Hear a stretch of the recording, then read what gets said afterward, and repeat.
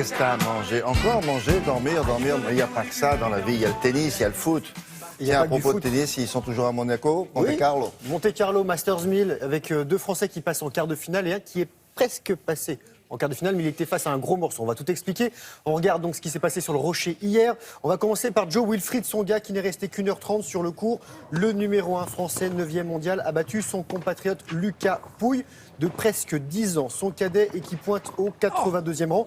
Victoire de Tsonga sans éclat. 6-4, 6-4.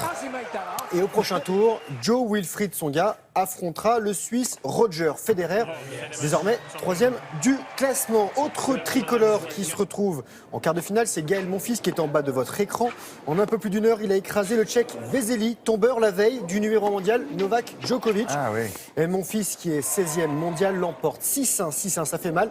Et prochain adversaire, l'Espagnol Graneler, 67e, qui lui est issu des qualifications. Et comme les Espagnols, il aime bien la terre battue.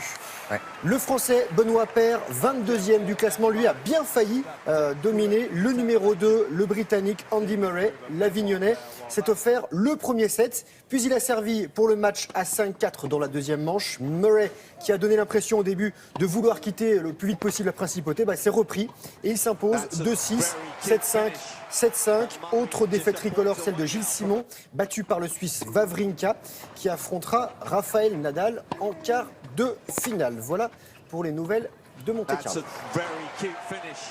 Et les meilleurs, là. Il y a le gratin. Ils sont tous là. Ils sont tous là. Ouais.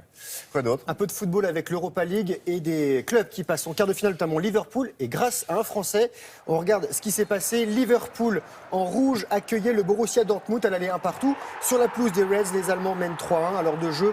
Les Anglais égalisent. Et ensuite, ils ne s'avouent pas vaincus. Qualification grâce à deux têtes. Celle du Français Mamadou Sakho, puis Lovren dans les derniers instants. Liverpool est donc en demi-finale.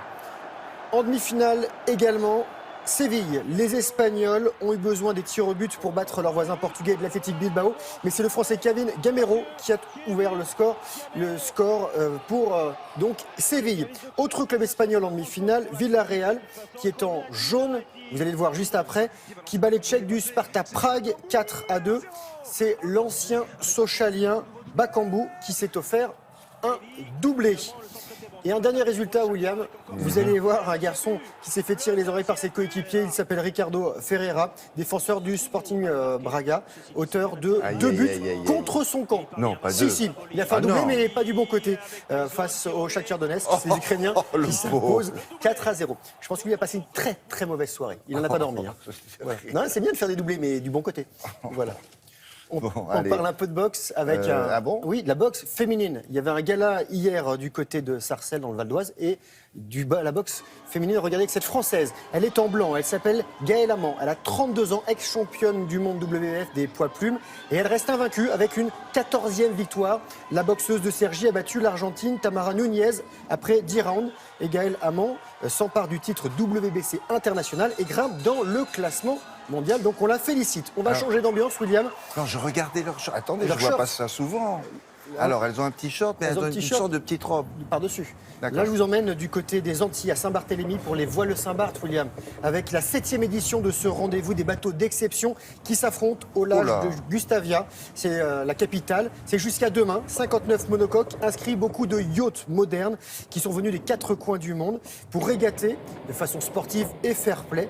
Et ça fait bien de voir de belles images. On voit souvent quand on va au voile Saint-Tropez ces images-là, William. Oui, mais il n'y en a pas autant, peut-être. Si. Il y a des modernes comme ça, non, il n'y en a pas autant. Il y a beaucoup plus d'anciens à Saint-Tropez. Et voilà. c'est qui lui, c'est un Suisse, il s'appelle Nicolas Vignier. Il a réalisé cette vidéo. Et en fait, lorsqu'il saute, il libère de l'ocre noire. Alors, c'est une poudre totalement naturelle, biodégradable. Il s'appelle La Sèche. Non. PKB1, c'est un nom technique.